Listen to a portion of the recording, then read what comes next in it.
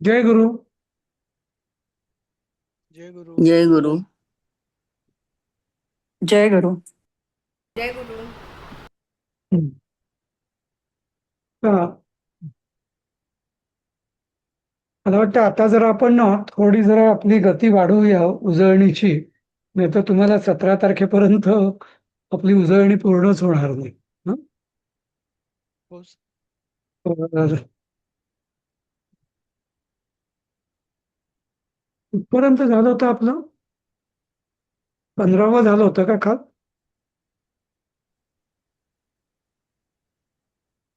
हे झालेलं होतं ज्ञानेन तू तदज्ञानम आदित्यवत ज्ञानम हे झालं होतं. समदर्शिना झालं होतं. सर्ग पण झालं होतं नाही का? सर्ग म्हणजे पुढचे जन्म. तर हं, हा श्लोक झाला होता 19वा. हाही झाला होता मला वाटतं. ब्रह्मविद ब्रह्मणी स्थित हा असमूढ वगैरे झालं होतं. हं, हे 22वा पण झाला होता.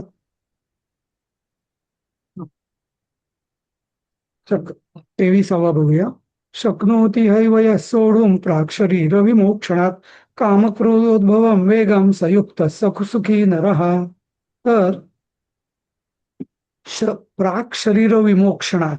हं, हा म्हणजे देह जोपर्यंत आहे तोपर्यंत काम आणि क्रोध यांचा जो आवेग आहे तो जो कोणी सहन करू शकतो तोच योगी. ते आपल्यालाही माहितीच आहे. म्हणजे की जो काम आणि क्रोध याचा ज्याच्यावर परिणाम होत नाही तो योगी आणि तोच सुखी होतो किंवा तो सुखी आहे. हं. नंतर योंत योऽन्तः सुखोऽन्तरारामस्तथान्तर्ज्योतिरेव यः स योगी ब्रह्मनिर्वाणं ब्रह्मभूतोऽधिगच्छति. आणि असा रामस अंतः आरामः म्हणजे आतमध्येच ज्याचा आराम आहे हा तो आणि आतच ज्याची ज्योती आहे म्हणजे ज्याचं प्रकाश किंवा त्याला जे मार्गदर्शन मिळतं ते आतनच मिळतं. अंतर्ज्योती आतल्या ज्योतीतूनच मिळतं, प्रत्यक्ष आत्म्याकडूनच. तर असा तो योगी हम्म ब्रह्मनिर्वाणम ब्रह्मभूतोधिगच्छति.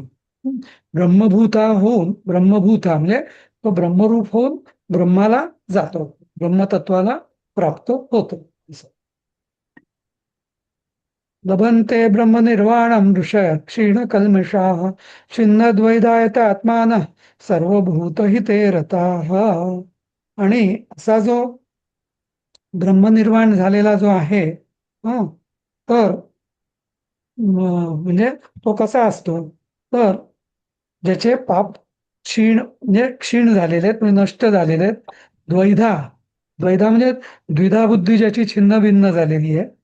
यत आत्माना ज्यांनी सगळं स्वतःला किंवा इथं इथं आत्मानाचा अर्थ इंद्रिय आणि विषय असा आहे की ज्यांनी आपल्याला यत म्हणजे प्रयत्नाने संयमित केलेलं आहे आणि सर्व भूत हिते रता सगळ्यांच्या कल्याणाचंच ते विचार करतात असे ऋषी ब्रह्मनिर्वाण प्राप्त करतात किंवा त्यांना ते लाभतं. ब्रह्मामध्येच निर्वाण त्यांना प्राप्त होतं. एक सांगायचं होतं, मी तो पेपर बघितला प्रवेशचा मी आधी पाठवलेला. तर त्याच्यामध्ये काहीतरी एक प्रश्न आहे मला वाटतं की सांख्ययोगाचं लक्षणं सांगा आणि ज्ञानयोगाची लक्षणं सांगा. सॉरी, ब्रह्मयोगी. ब्रह्मज्ञानाची. बरोबर. हा. तर साधारणतः या अध्यायाचे 19व्या श्लोकांपासून जिथं ब्रह्म ब्रह्म ब्रह्मनिर्वाण ब्रह्मज्ञान वगैरे येतं ना तर ती साधारण ब्रह्मज्ञानाची लक्षणं होती. आणि साधारण पहिले काही श्लोक सोडले, साधारण म्हणजे मला वाटतं 6-7 श्लोक सोडले तर एक 7वा श्लोक ते 18वा श्लोक इथपर्यंत सांख्ययोगाची लक्षणं आपल्याला म्हणता येते. पण तरी मला असं वाटतं की तो प्रश्न एवढा चुकीचा आहे. तो असं काही सांख्ययोग आणि ब्रह्मज्ञान यात तसा फरक करता येत नाही. सांख्ययोग हा मार्ग आहे आणि ब्रह्मज्ञान हे त्याचं साध्य आहे. नाही का? त्यामुळे सांख्ययोगी आणि ब्रह्मज्ञानी असं आपण वेगळं करू शकत नाही. हा, मला पण तेच वाटलं नाही का? होतं की एकच काहीतरी विचारलं असं तर बरं झालं हा असतं. एकच त्यांनी विचारलं असतं की ब्रह्मयोगी मला किंवा ना ते सगळं काहीतरी सांगता आलं आज माझा असतं. ना हेडफोन नाहीये माझ्याकडे, त्यामुळे तुमचा आवाज नाही येत उषाताई मला जरा अच्छा कमी अच्छा. येतो. हा, माझ्याही मनात असंच आलं होतं की एकच काहीतरी त्यांनी विचारायला हवं होतं. ते दोन्ही हा विचारल्यामुळे कन्फ्युजन जास्त झालं. हा तर ते हा, आणि प्रश्न ते तो एकाच चुकीचा आहे प्रश्नात ते म्हणजे. पण. हा हा हा. असं. एका पेपर मध्ये ना असंच अष्टधा प्रकृती आणि अपरा प्रकृती पण अपरा आणि अष्टधा मध्ये थोडा फरक आहे ना. फरक आहे. काय काय अष्टधा म्हणजे फरक आहे? हे पंचप्राण अधिक मनबुद्धी मन अहंकार. मनोवृत्ती मनबुद्धी अहंकार. अहंकार शब्द म्हणजे हा. पंच तन्मात्रा आणि मनबुद्धी अहंकार हे मिळून अष्टधा प्रकृती होते. म्हणजे प्रकृतीचे 8 प्रकार तसे. आणि अपरा म्हणजे पलीकडची, त्याच्या पलीकडची असं. म्हणजे भगवंताची म्हणजे परा प्रकृती आणि अपरा प्रकृती यांचे जे हा भेद आहेत त्यातली ती अपरा प्रकृती ती वेगळी लिहायची. पण मग अपरा म्हणजे चैतन्य अपरा असलेली प्रकृती का भगवंत? चौथ्या अध्यायात आहे बघा. नाही नाही पण म्हणजे चैतन्य जे आहे देवाचं भगवंतांचं ते अपरा का? एक मिनिट. पण मनीषा आपण एक काम करू, ते थोडं नंतर घेऊ आधी हा, नाहीतर मग आपलं डायव्हर्शन होईल. हा एक गोष्ट सांगायची होती. सांख्ययोगी आणि ब्रह्मज्ञानी जे आपण बोलतोय ना, ते ऍक्च्युली गीता पाठवलीमध्ये त्यांनी 5व्या अध्यायानंतर दिलेलं आहे.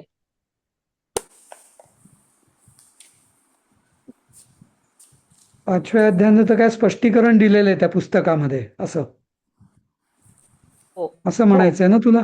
हा हो हो हो हो हो. सांख्ययोगी के लक्षण आणि ब्रह्मज्ञानी के लक्षण. मला मला ब्रह्मज्ञानी के त्याचे लक्षण. हा मला त्या पेपरचे फोटो पाठवशील का? कारण मलाही माझ्याकडे ते पुस्तक नाहीच आहे. हो, असं. पाठवते पाठवते. हा त्याचे ते जे आहे ना त्याचं ते फोटो पाठव मला, मग हा मी हा, बघतो. पाठवते, हा चालेल.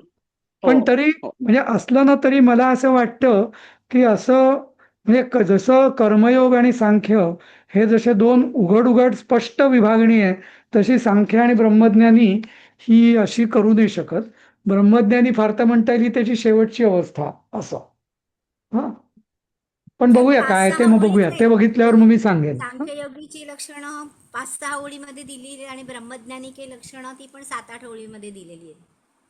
ठीक आहे, बघूया आपण त्याच्यातनं. हा चालेल. हा. हं.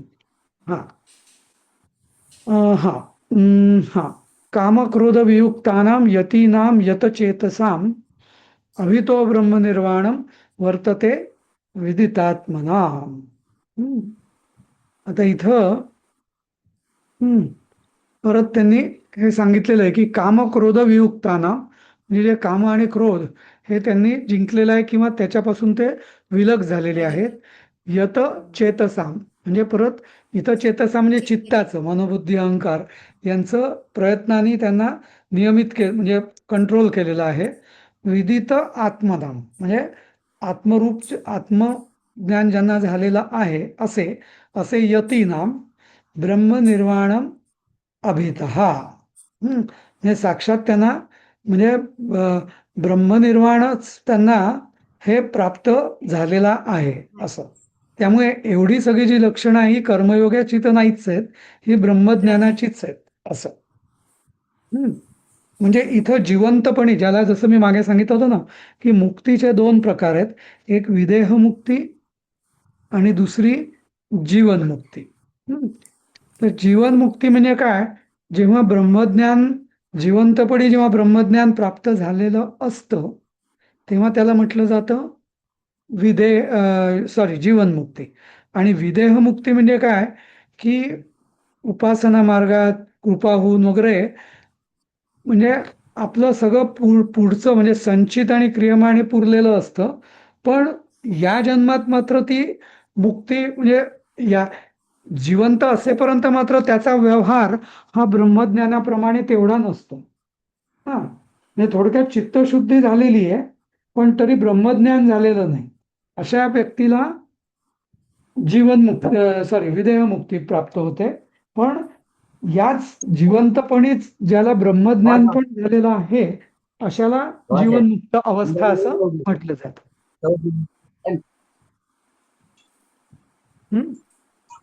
तर इथं हे जे सांगितलेलं आहे की हे सर जरा साक्षात विदेहमुक्ती परत सांगता का? हा तर आता मुक्ती म्हणजे काय? बंधातनं बंधन नष्ट होणं. हा मुक्तीच्या विरुद्ध आहे बंधन, नाही का? बंधन नष्ट होणं, बंधनाचा नाश होणं म्हणजे मुक्ती. तर अच्छा. एक जो प्रकार आहे की ज्याला जो जीव हा जिवंतपणी त्याला सगळं ज्ञानप्राप्ती पण होते. हा म्हणजे हा. चित्तशुद्धी तर झालेलीच असते कर्मयोग करून. चित्तशुद्धी पण झालेली असते. चित्तशुद्धीनंतर तो कर्मसन्यासानंतर त्याला ज्ञानप्राप्ती पण म्हणजे ज्ञानमार्गात तो जातो. त्याला ब्रह्मज्ञान पण प्राप्त होतं आणि तो ब्रह्मज्ञान किंवा या ब्राह्मी स्थितीला किंवा ब्रह्मज्ञानी स्थितीला पोचतो. तो ब्रह्मविद ज्याला म्हणतो आपण त्या अवस्थेला तो पोचतो. ती जी अवस्था त्याची असते तो साक्षात जिवंतपणीच ब्रह्मपद त्याला मिळालं असतं. म्हणजेच तो जीवनमुक्त झालेला असतो. जीवनमुक्त म्हणजे जिवंत असतानाही तो मुक्तच असतो. एक हा झाला जीवनमुक्तीचा प्रकार. दुसरा प्रकार आहे विदेहमुक्ती. विदेहमुक्तीत काय होतं की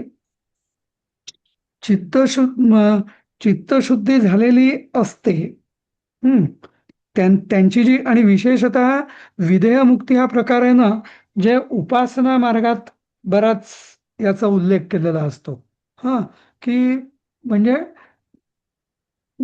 तो जीव चित्तशुद्धी झालेली असते आणि मुख्यतः त्यांनी आसक्त म्हणजे सगळं ईश्वर परायण असल्यामुळे त्याचं सगळं त्यांनी कर्म ही ईश्वराला अर्पण केलेली असतात.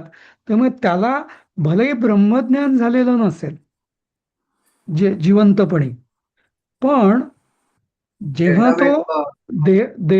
तो देहाचा जेव्हा त्याग करतो, तो त्याग करताना त्याला ब्रह्मज्ञान प्राप्त होतं आणि मग त्याला पुढचा जन्म होत नाही.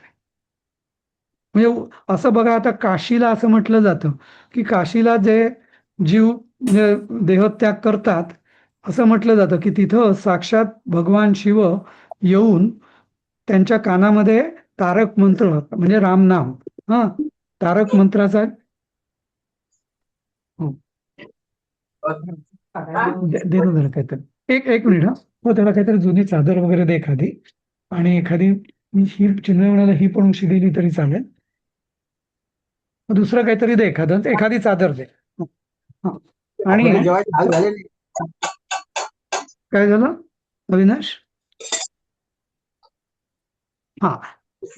तर मी विदेहमुक्ती मी तुम्हाला काशीचं उदाहरण देत होतो. तर काशीला ज्यांचा देहत्याग होतो असं म्हटलं जातं की भगवान शिव साक्षात काशीला तिला अविमुक्त क्षेत्र म्हणतात ना, तर तिथं ते तारक मंत्राचा उपदेश करतात. तारक मंत्र म्हणजे राम. राम या नामाचा जप उपदेश करतात. त्यांनी त्या जीवाला ब्रह्मज्ञान प्राप्त होतं आणि लगेच त्याचा जीव जातो. पण त्याच्यानंतर त्याचा पुनर्जन्म पण त्या रामनामाच्या म्हणजे त्याचं त्या नामामध्ये जे ज्ञानाचं सामर्थ्य आहे त्याने त्याला पुढचा जन्म होत नाही. पण त्याला जिवंतपणे ब्रह्मज्ञान झालेलं नसतं.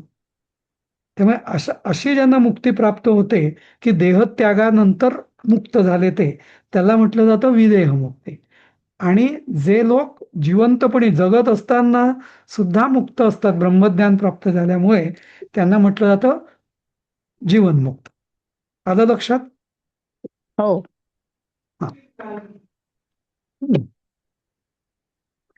आणि मग इथं म्हटलंय ना की आत्मज्ञानी संन्याशांनाच जीवनमुक्तीचा लाभ होतो. जीवनमुक्ती ही म्हणजे श्रेष्ठ भक्तांना ब्रह्मज्ञान असेल तर जीवनमुक्ती मिळेल. ब्रह्मज्ञान जर नसेल तर जे श्रेष्ठ भक्तांच्या बाबतीत बोलतो मी, तरी त्यांना विदेहमुक्ती मिळते पण जीवनमुक्ती नाही. असं आहे. ठीक आहे. आणि त्यामुळे जीवनमुक्तीचा संबंध हा ब्रह्म ज्ञानाशी आहे. हं. आणि म्हणून इथं जो आपण क्रम इथं सांगितलेला आहे की कर्मयोग, चित्तशुद्धी, कर्मयोग कसा, सगळे कर्म ही ब्रह्मार्पण करून जो केलेला तो कर्मयोग, त्याने होते चित्तशुद्धी, चित्तशुद्धी ज्ञानप्राप्ती, ज्ञानप्राप्तीनंतर सर्व कर्मसन्यास, आणि सर्व कर्मसन्यास आणि ज्ञानप्राप्ती हे जेव्हा दोन्ही असतं तेव्हा तो मनुष्य ब्रह्मज्ञानी म्हणजे जीवनमुक्त असं असं. पण जे जीवनमुक्त आता होतात ते पुढे देह धारण करून राहतात का सोडून देतात? देहधारण याच्याकरता राहतात की देह, आपल्या देहाचं कारण काय आहे? प्रारब्ध. असं म्हणजे काय, जोपर्यंत प्रारब्ध कर्म जी आहेत ना ती संपेपर्यंत मृत्यू होत नाही. प्रत्येकाचं आपल्या शास्त्रामध्ये असं म्हटलेलं असतं की आपण जेव्हा कुठलाही जीव जेव्हा जन्म घेतो तेव्हा त्याचे भोग हे ठरलेले असतात. ते भोग झाल्याशिवाय त्याचा जन्म म्हणजे त्याला मृत्यू येत नाही. कधी कधी आपण बघतो ना, अगदी माणूस खितपट पडलेला असतो 5-5 वर्ष अंथरुणावर. सगळे लोक म्हणतात का जात नाहीये, कारण त्याचे भोग संपायचे असतात आणि ते भोग संपवायचे असतात. जर तुम्ही म्हणाल मी गोळी खातो विषाची आणि संपवतो, हल्ली जे चालतं ना काय ऑनर किलिंग किंवा काय तसं, ते ऑनर किलिंग नाही, काय इच्छा मृत्यू वगैरे तसं, त्याला तसा अर्थ आपल्या शास्त्रात त्याला परवानगी नाहीये. कारण आपलं शास्त्र म्हणतं की नाही, या देहाला जे भोग आहे ते तुम्ही या देहात संपवा, नाही तर परत जन्म घेऊन परत ते भोग भोगावेच लागणार आहेत तुम्हाला असं. तर त्यामुळे आता हे जे जीवनमुक्त जे असतात हे यांना ते माहिती असतं. त्यामुळे त्यांचा विचार असतो की हा देह आहे, या देहाला ते भोग भोगायचे, बघू दे ना असं. जसं स्वामी रामकृष्ण होते, त्यांना कर्करोग झाला होता, ठीक आहे, त्यांनी सहन केलं ते असं. मग कोणी असं म्हणेल अरे एवढे मोठे स्वामी रामकृष्ण परमहंस, परमहंस सगळ्यात म्हणजे एवढं पद त्यांना प्राप्त झालं होतं, तरी त्यांना कर्करोग कसा झाला? नाही, त्यांचे कन्सेप्ट क्लिअर होते की ते भोग देहाचे आहेत. आत्माला तर आत्मज्ञान मला झालेलं आहे, तर ते मला भोग नाही आहेत, पण देहाला भोग भोगणंच आहे. जो देह धारण करून देह कशा करताय? भोग भोगण्यासाठी. आपण गल्लत काय करतो विचारांमध्ये की आपल्याला वाटतं भोग आपल्याला आहे का, आपल्याला म्हणजे आत्म्याला आहे का? आत्म्याला भोग बिग काही नसतात. आपल्या सूक्ष्म म्हणजे लिंगदेहाला आणि लिंगदेह एकटा भोग भोगत नाही. लिंगदेह हा फक्त वाहक आहे. लिंगदेहाद्वारे भौतिक देहाला भोग होतात आणि भौतिक देहाला जे भोग होतात त्याचा परिणाम लिंगदेहावर. तर त्यामुळे याचं कारण आहे प्रारब्ध. असं जसं म्हटलं जातं ना की ज्या क्षणी जन्म होतो त्या क्षणी आपलं भविष्य किंवा काय आपल्या जन्मात आहे ते लिहिलेलं असतं. इलेक्ट्रिशियन असं.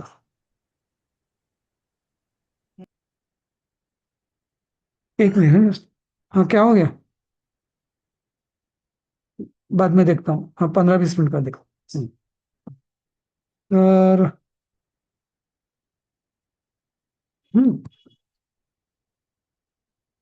ठीक आहे. आता इथं साधारणतः हा म्हणजे आपल्याला आपण म्हणतो संन्यास योग, या अध्यायाचं नावच मुळे संन्यास योग आहे, बरोबर? कारण का, याच्यामध्ये पूर्ण संन्यास कसा, त्याची लक्षणं काय, त्याचं फळ काय, हे अगदी स्पष्ट रीतीने सांगितलेलं आहे, नाही का? की जेवढं दुसऱ्या अध्यायात सांगितलेलं नव्हतं, नाही का? आणि आता पुढं हे आता याचं साधन काय, हा जो संन्यास योग आहे किंवा तर याचं साधन काय, तर त्याचं आता सूत्र फक्त इथं सांगतायत ते. पुढे त्याचा विस्तार जो आहे तो 6व्या अध्यायात येणार आहे. मग आता इथं सांगितलेलं आहे, स्पर्शान कृत्वा बहिर्बाह्या चक्षुश्चैवांतरो भ्रुवौ प्राणापानौ समौ कृत्वा नासाभ्यंतरचारिणौ यतेंद्रिय मनोबुद्धिर मुनिर्मोक्षपरायणः विगतेच्छा भय क्रोधो यः सदा मुक्त एव सहा. अशा रीतीने म्हणजे बाह्यान स्पर्शान, सगळे बाह्य विषय त्यांना तो बाहेरच ठेवतो, बाहेरच्यांना बाहेर. हा, नंतर च चक्षुः भ्रुवोः अंतरे कृत्वा, म्हणजे जे आणि ज्ञानेंद्रिय आहेत आपली सगळी, त्यांना आतमध्ये टाकतो. बघा कशी गंमत आहे. ज्ञानेंद्रियांना सांगतो बाहेरचे विषय बाहेर राहू द्या, तुम्ही आतमध्ये लक्ष द्या. म्हणून इथं चक्षु हा जो शब्द आहे, हा चक्षु आणि इतर इंद्रिय, म्हणजे ज्ञानेंद्रिय कुठली? डोळे, जीभ, कान म्हणजे श्रोत्र, नंतर त्वचा आणि घ्राण म्हणजे नाक, की ज्याने आपण वास घेतो. तर या सगळ्या इंद्रियांना तो अंतरेकृत्वा म्हणजे अंतर्मुख करतो. म्हणजे बाहेर तुम्ही बघूच नका. जे इंद्रियांचा नैसर्गिक स्वभाव आहे बहिर्मुख आहेत इंद्रिय, पण तो या इंद्रियांना अंतर्मुख करतो. एक. दुसरी गोष्ट, हा, आणि भ्रुवो अंतरेकृत्वा, म्हणून ते भ्रुवो का? कारण डोळ्यांनी एकदा तुम्ही पण अनुभव घेऊ शकता की डोळ्यांनी जर भ्रुकुटीवर जर आपण केंद्रित केलं ना लक्ष, तर सगळी इंद्रिय आपोआप मिटल्या जातात. म्हणून आपल्या कुठल्याही ध्यान किंवा याच्यामध्ये त्याला म्हटलं जातं अर्धोन्मीलित दृष्टी, म्हणजे डोळे बंद नाही करायचे, बंद केले तर झोप येते. हा, म्हणून डोळ्यांनी एकतर नासाग्रांवर म्हणजे नाकाच्या टोकावर किंवा भ्रुकुटीवर, हा, आपलं म्हणजे ते डोळ्यांना, आणि त्याच्याकरता उन्मिलित म्हणजे अर्धोन्मिलित म्हणजे थोडेसे उघडे ठेवून त्याच्यावर कॉन्सन्ट्रेट करायचं. मग बाकी काही सगळं म्हणजे डोळे हे प्रधान इंद्रिय, त्यामुळे डोळ्यांना अंतर्मुख केलं की बाकी सगळी इंद्रिय अंतर्मुख होऊन जातात असं. मग नंतर हा, नासाभ्यंतरचारिणो प्राणापानो समौ कृत्वा, म्हणजे आता हे जे नासा अभ्यंतरचारिणो म्हणजे नासिकेद्वारे हे सगळे प्राण आणि अपान हे जे वायू आहेत, तर यांना समौ कृत्वा म्हणजे आपण जसं म्हणतो की जेव्हा आपण कधी आपलं टेन्शन वाढलं, स्ट्रेस वाढलं, की आपला श्वासाची पण गती बदलते, बरोबर? कधी नाडी ही डावी नाडी जास्त जोरात चालते, कधी उजवी नाडी जास्त जोरात चालते. तर प्राण आणि अपान, तर त्या दोन्ही नाड्या समतुल्य म्हणजे, आणि असं म्हटलं जातं की योग्यांची जी नाडी असते ना, त्यांची नेहमी समान असते. म्हणजे प्रेशर जे असतं नाकातलं, डाव्या नाडीचं आणि उजव्या नाडींचं, ते प्रेशर दोघांचंही सारखं असतं. तर ते समतुल्य करून, कारण का? की त्यांच्या मनात काही विक्षेप नसतो, कुठलंही त्यांचं विचलित ते होत नसतात म्हणून. आणि मग अशा रीतीने यतेंद्रिय मनोबुद्धी, म्हणजे आता बघा, इंद्रिय अंतरात केली, प्राण अंतर्मुख केले, आणि नंतर मन आणि बुद्धी, हा, यतेंद्रिय म्हणजे इंद्रियांना तर नियमित केलंच, आणि शिवाय मन आणि बुद्धी यांना सुद्धा त्यांनी नियमित केलं. मन सुद्धा इकडे तिकडे भरकटणार नाही, बुद्धी सुद्धा भलता सलता विचार करणार नाही, असा जो मोक्षपरायण, आणि विगत इच्छा भय क्रोध, आणि ज्याची इच्छा, आसक्ती, भय आणि क्रोध हे सगळे गेले आहेत, असा तो मुक्तच आहे. पण म्हणजे हे तसं म्हटलं तरी मुक्ताची लक्षण आहे, जीवन मुक्ताची. पण तसं म्हटलं तर दुसऱ्या दृष्टीने बघितलं तर हा ध्यानयोग आहे, की ध्यान कसं, हे सगळी ध्यानाचीच लक्षण आहेत, नाही का? असं. नंतर आता असा जो आहे की जो म्हणजे ध्यानयोगाने असा जो मुक्त झालेला असा, तो काय जाणतो? भोक्तारम यज्ञ तपसाम सर्व लोक महेश्वरम सुहृदम सर्वभूतानां ज्ञात्वा माम शांती मृच्छती. इथे वासुदेव सांगतायत, म्हणजे भगवान श्रीकृष्ण सांगतायत की मी कसा आहे? यज्ञ तपसा, म्हणजे यज्ञ तपसाम भोक्तारम, म्हणजे यज्ञाचं प्रयोजन मीच आहे, तपश्चर्याचं प्रयोजनही मीच आहे. म्हणजे तो आता भोक्तारम म्हणजे हे जे यज्ञ करणारे यजमान आणि तपश्चर्या करणारे तपस्वी हे माझीच तपश्चर्या करत असतात, म्हणजे त्या अर्थाने ते मला ते अर्पण करत असतात. एक. सर्व लोक महेश्वरन आणि सगळ्या त्रैलोक्याचा किंवा सगळ्या लोकांचा ईश्वरांचाही मी ईश्वर आहे. सर्वभूतानां सुहृदम, हे फार महत्वाचं आहे. सर्वभूतानां सुहृदम म्हणजे परमेश्वर कधीच कुणाचं वाईट चिंतत नाही. बरोबर. इथं देव, नॉर्मल देव आणि परमेश्वर याच्यातला फरक. हं. देव आणि दैत्य, देव आणि राक्षस आपण बघतो की त्यांचं युद्ध असतं, नाही का? पण परमेश्वर हा राक्षसांचा सुद्धा तिरस्कार करत नाही. तो राक्षसांचा सुद्धा सुहृदच आहे. त्यांचा सुद्धा तो कधी वाईट चिंतित नाही. बरोबर. म्हणूनच त्याला शमकर म्हणतात ना. शमकर म्हणजे काय?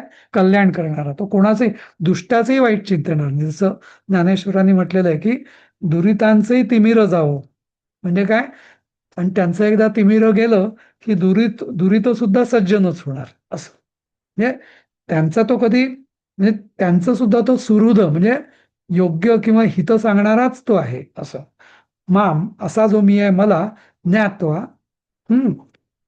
शांती म्हणजे ऋच्छती. शांती म्हणजे असं जो, किंवा शांती म्हणजेच ब्रह्मपद, त्याला तो प्राप्त होतो. असा जो म्हणजे ज्याने पूर्ण स्थिर जो झालेला आहे असा तो मला जाणून शांती प्राप्त करतो किंवा ब्रह्मपद प्राप्त करतो असं. सुद्धा ब्रह्मनिर्वाण माणसाचंच लक्षण आहे ना? होय होय होय, अगदी. मग इथंच आता म्हणूनच नेहमी ना असा जो परमेश्वर आहे ना त्याला नारायण म्हटलं जातं नेहमी, किंवा शंकर म्हटलं जातं.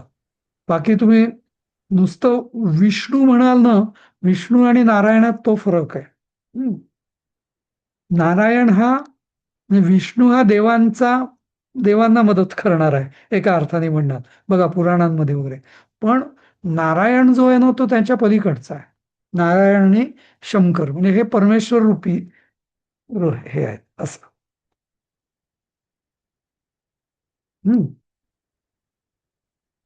पण जे स्थान आपण शंकर किंवा नारायण देतो तसं ब्रह्मदेवाला देत नाही. नाही, कारण ब्रह्मदेव हा रजोगुणी आहे.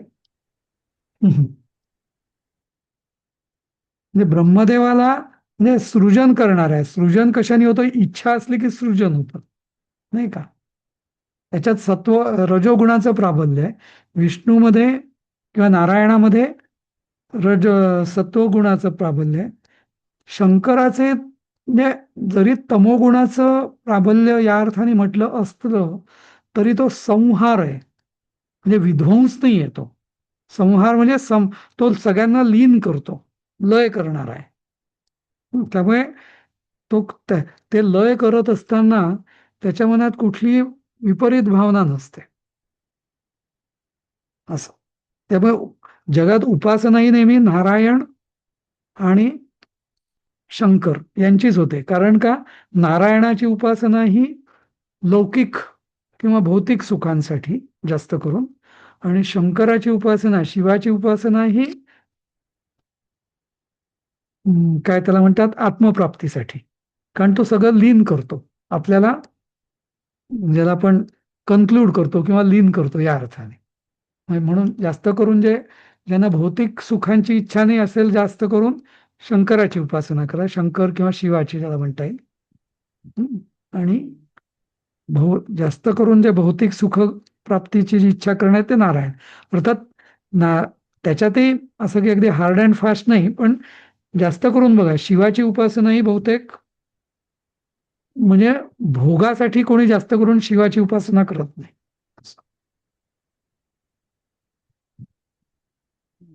ठीक आहे.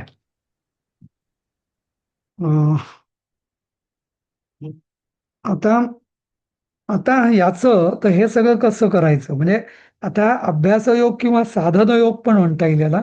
की साधन म्हणजे काय? जसं आपण एखादी कृती आपल्याला करायची असते तर ते कृती करण्यासाठी जी उपयोगी ठरतात ती साधनं. जसं मला अभ्यास करायचा आहे तर लेखन किंवा लेखणी हे साधन आहे, कागद हे साधन आहे, नाही का? शाई, दौत, पुस्तक ही सगळी साधन आहेत. पण ज्ञान म्हणजे साधन का? नाही. नाही का? ज्ञान हे साध्य आहे आपलं, नाही का? त्यामुळे आता याच्यामध्ये 6व्या अध्यायामध्ये म्हणजे ऑलरेडी आपल्याला त्यांनी साध्य काय ते सांगितलं आधीच्या अध्यायात. पण आता ते साध्य साधायचं कसं, त्याच्याकरता कशाचा उपयोग होईल, काय आपल्याला मदत, म्हणजे कुठल्या गोष्टी आपल्याला मदत करतील, तर ती या अभ्यास किंवा साधन योगात ही सांगितलेली आहे. कशी? तर आता इथं श्री भगवान उवाच, श्रीकृष्ण म्हणाले, अनाश्रितः कर्मफलम कार्यम कर्म करोति यः स संन्यासी च योगी च निरग्नि च न च अक्रियः. तर म्हणजे जो कर्माच्या फळाचा जो आश्रय घेत नाही, असा कुठलाही गृहस्थ जरी असेल तरी तो संन्यासी पण आहे आणि योगी पण आहे. नाहीतर लोकांना काय वाटतं, संन्यासी म्हणजे जो अग्निकार्य करत नाही आणि कुठली क्रिया करत नाही तो म्हणजे संन्यासी, म्हणजे ज्यांनी कर्मसन्यास घेतलाय तो. पण असं नाही. तर म्हणजे इथं थोडक्यात याला विद्वत संन्यास म्हणतात, की म्हणजे म्हणजे लौकिकदृष्ट्या त्यांनी कर्म सोडलेली नाहीत किंवा लौकिकदृष्ट्याने त्यांनी विहित कार्य यज्ञ वगैरे सोडलेली नाहीत, पण मानसिकदृष्ट्या त्यांनी कर्मफळाचा त्याचा आश्रय नाही, त्यामुळे तो संन्यासीच आहे आणि योगीच आहे, असं कृष्णाने पहिल्यांदा सांगितलेलं आहे. त्यामुळे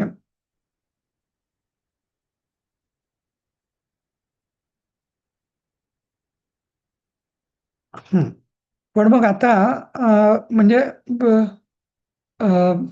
त्यामुळे मग कृष्ण इथं सांगितलेलं आहे, की कृष्णाने, त्यामुळे तू उगीच, कारण अजूनही अर्जुनाच्या मनात शंका आहे की अरे संन्यास मार्ग हा श्रेष्ठ, कारण संन्यासानेच म्हणजे ज्ञानप्राप्ती, संन्यास आणि मग ब्रह्मज्ञान आणि मग ब्रह्मपद असं असेल तर मग काय करायचं आपण. त्यामुळे तो अर्जुनाला परत तो सांगतोय की मोठे मोठे लोक ज्यांना संन्यास म्हणतात त्याला तू योगच समज. कारण जो म्हणजे असन्यस्त संकल्प हा कश्चन योगी न भवती, म्हणजे संकल्पाचा ज्याने त्याग केलेला नाही असा कोणी योगी होतच नाही. म्हणजे थोडक्यात काय, कर्मसन्यासाची पहिली पायरी ही संकल्पसन्यास. संकल्पसन्यास म्हणजे जसं कृती किंवा कर्मामध्ये दोन गोष्टी असतात, एक म्हणजे कर्म करण्याची इच्छा म्हणजेच संकल्प, आणि दुसरं कर्माचं जे नंतर मिळतं ते फळ, त्याची आशा. बरोबर. तर इथं त्यांनी पहिलं सांगितलं की जो कोणी संकल्प सोडल्याशिवाय, म्हणजे संकल्प म्हणजेच आधी इच्छा होते, इच्छेनंतर आपण संकल्प करतो, तर ते सोडल्याशिवाय कोणी योगी होऊच शकत नाही. म्हणजे थोडक्यात योग्याचं लक्षण काय, की तो कुठल्याही कर्माचा कधी संकल्प करत नाही, म्हणजे हे कर ते कर असं नाही, तो यदृच्छा म्हणजे जसं होईल तसं तो करत असतो. जे परमेश्वराने योजिलेलं आहे त्याच्याकरता ते करत असतो. तो स्वतः कधी मी म्हणजे कर्तृत्व भाव त्याचा कधी नसतो त्याच्यामध्ये, असं. आणि योगाचं हे मुख्य लक्षण की कर्ताभाव हा त्यांनी सोडलेला आहे, असं. इथं थोडक्यात कृष्ण अर्जुनाला सांगतायत की जरी संन्यास मार्ग श्रेष्ठ असला तरी त्याची पहिली पायरी हा योगी होणं आहे, आणि योगी होण्यासाठी संकल्प त्याग किंवा असन्यस्त संकल्प असा आहे, असं. आणि मग आता इथं मग त्यामुळे आता इथं योग म्हणजे काय, तर योगावर आरूढ कसं व्हायचं, म्हणजे हा योग पक्का कसा करायचा. आता इथे आरुरुक्षो मुनेर योगम किंवा योगारूढ हे दोन शब्द वापरलेले आहे, की आरुरुक्ष हा म्हणजे काय, आरूढ होणारा, मुनी, योगम हा म्हणजे योगावर, त्याला कर्म कारणम उच्यते. तर त्याला एक मिनिट, सॉरी, हा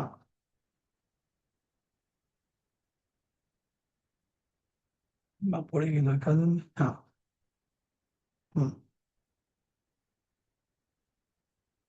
हा इथं त्यांनी हे सांगितलेलं आहे की आता ज्याला योगाची प्राप्ती व्हायला हवी अशी ज्याला इच्छा आहे त्यांनी कर्म केलंच पाहिजे. हम्म. कारण कर्मठ म्हणजे काय की शिस्तबद्ध शिस्तबद्ध कर्म म्हणजे कर्मठ. आणि त्याला जेव्हा ईश्वरार्पणतेची जोड दिली जाते तेव्हा त्याचा कर्मयोग होतो. पण कर्मयोगासाठी आधी कर्म तर करायला पाहिजे. त्यामुळे इथं ते सांगतायत की त्यामुळे योगाचं कारण, कर्म हे योगाचं कारणच आहे. हा कन्सेप्ट कळला का? की योग म्हणजे एकीकडे आपण पुढे कर्मसन्यास सांगितलेला आहे चित्तशुद्धीनंतर, बरोबर. पण कर्मयोगात किंवा चित्तशुद्धी होण्यासाठी मात्र इथं कृष्ण स्पष्टपणे सांगतात की कर्म हेच साधन आहे. कारण कर्माशिवाय कर्मयोगच शक्य नाही.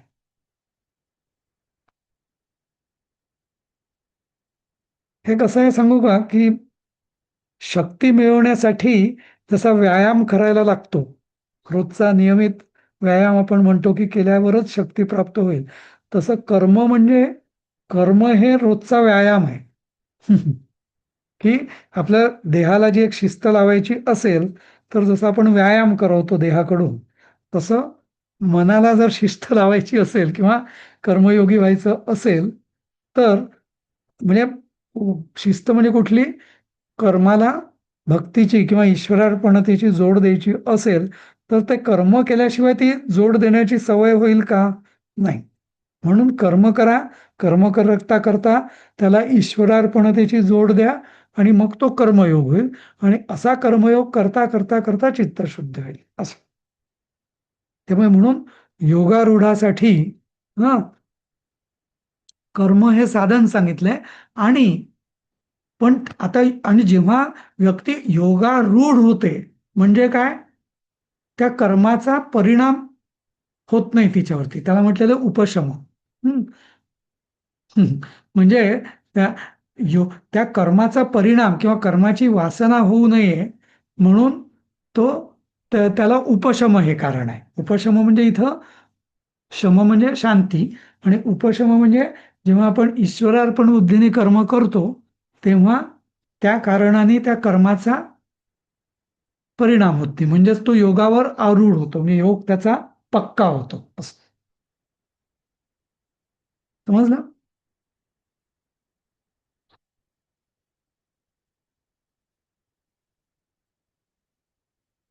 हम्म.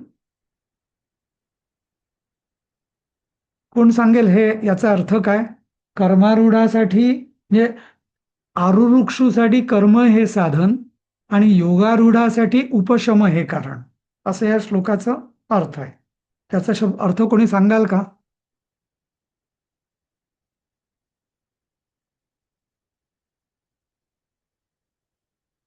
कोण सांगेल?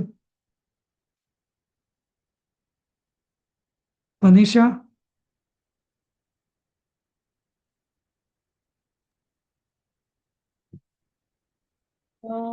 जोपर्यंत कोणी कामांमध्ये आसक्त होत नाही आणि विषयांमध्येही आसक्त नाही तेव्हा त्याला योगारूढ असे म्हटले जाते.